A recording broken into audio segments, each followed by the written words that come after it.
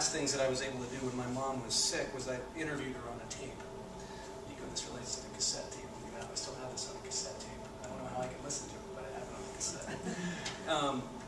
So I was thinking about that, and then this poem also, its title is Tzimtzum, which is a concept from Jewish mysticism, and I guess the best way to describe it is if God is everywhere, then God needs to withdraw in order to have a space in which to create.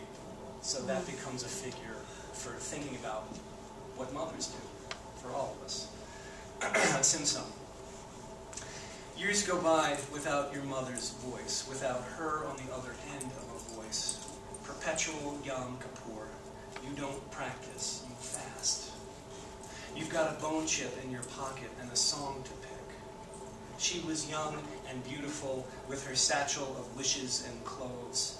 She preferred cocktails over weeping, wisteria for the lock, stock, and barrel, thin graphite for a building's roman. And then a child.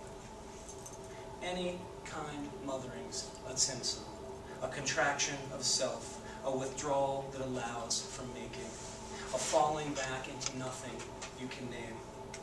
Put a June bug in a cup and call it Petrarch.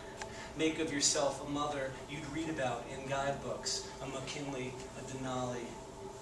But what if the child's too early, if it might die? How could she not withdraw herself again and wait for you to be a harbinger of yourself, hold you only when it was clear you'd stay? Spring sprung. Your thoughts drift today from penance to the barbecue and back again. When the rain hits the Weber kettle, it tolls. Despite a freezer full of wild salmon, sometimes for her you'll fast and watch yourself not eat.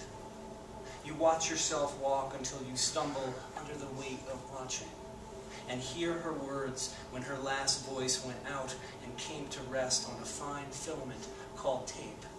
Okay, turn that off.